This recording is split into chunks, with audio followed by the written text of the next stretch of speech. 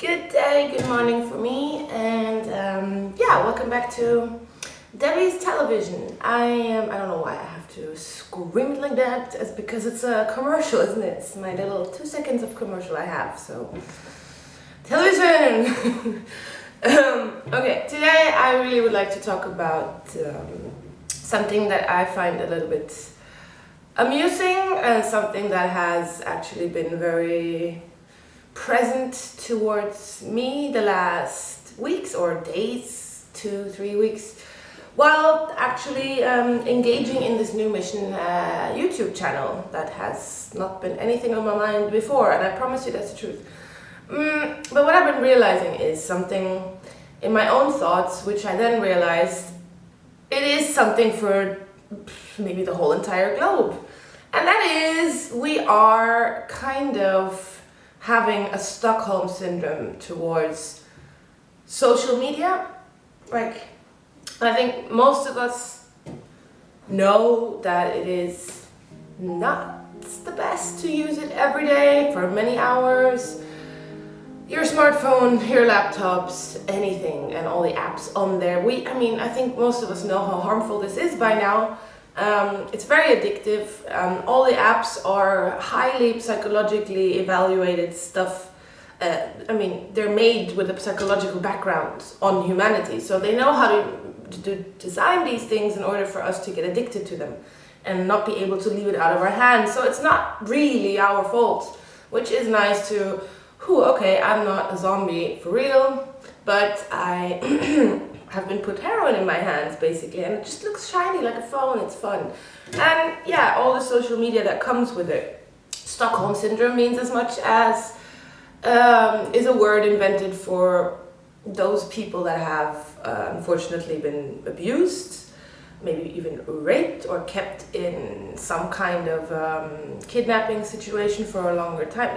I don't think that belongs to the Stockholm syndrome, but very often and the creepier is that the worse the abuse was, the more intense the Stockholm syndrome very often is for these victims, and it means that they kind of start loving the abuser.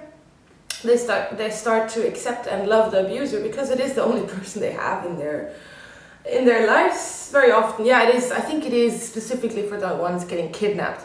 But nevertheless, starting to love someone that is abusing you is in any way very horrible, and it's a very good coffee. And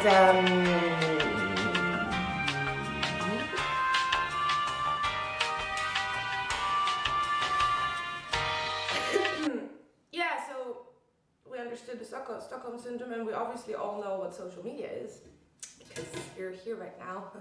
We are using it together, and my plan is a little bit to go in the direction of using it responsibly, so that we can help each other out as a humanity and talk about things or create things that make sense. Yes, I'm cleaning my counter right now.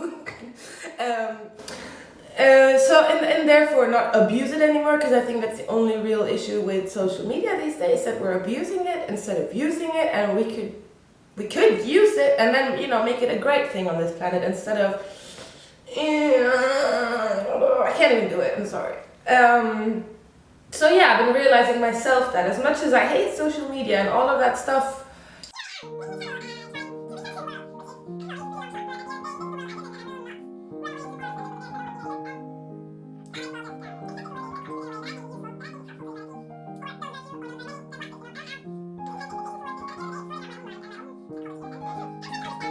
trying to understand this crazy mad world we're in, because it's crazy and mad, and it is not easy to understand it, and I don't want to be addicted to stuff that is just put in my hand.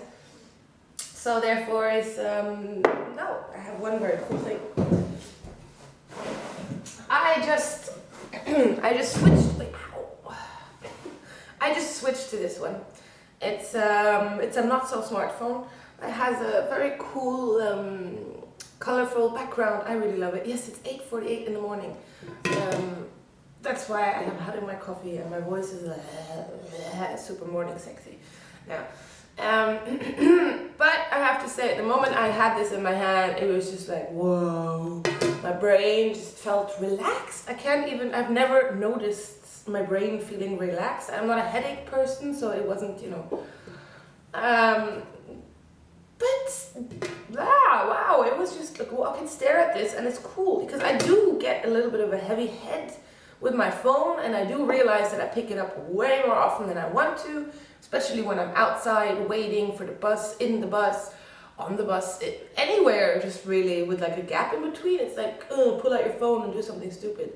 And I'm tired of it. I have no control, and how should I have control if I have heroin constantly in my pocket? Well, I don't think that would work out for me, but I can really recommend to switch for one of these. And even if you do it, half of the week, 3 days of the week that you just not have this, just to compare and to check out that psychological manipulation. But discovered that they were able to affect real world behavior and emotions without ever triggering the user's awareness. They are completely clueless. These very intelligent people from, I believe it's Silicon Valley or wherever, but let me not talk too much nonsense that I don't know about. But it's some people that are just very, very greedy for money, and these people are connected to a lot of other things, and it's our responsibility to say, no thank you.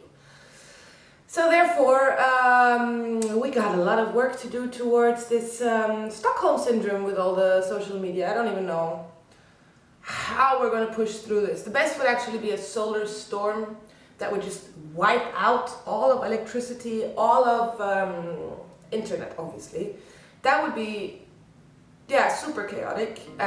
Probably instant suicide of people that can't charge their phone anymore. I seriously believe that. And it's not that I would want, anyone to kill themselves, but I do think we need a solution pretty soon for this, because humanity is just going downhill.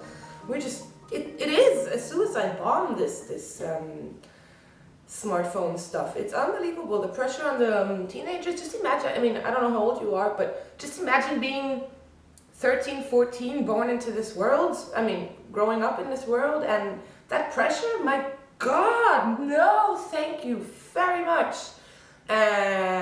So we really, really have a responsibility here.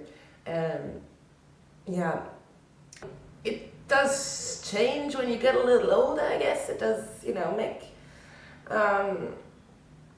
it does change your perspectives.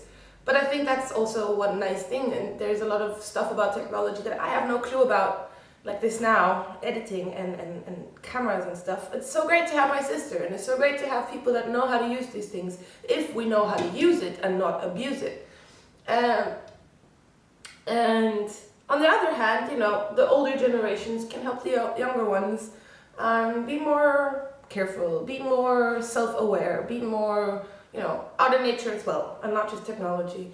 And I guess I'm not old, neither am I young. I'm somewhere stuck in the middle between the old and the young people, and there's a bunch of us. And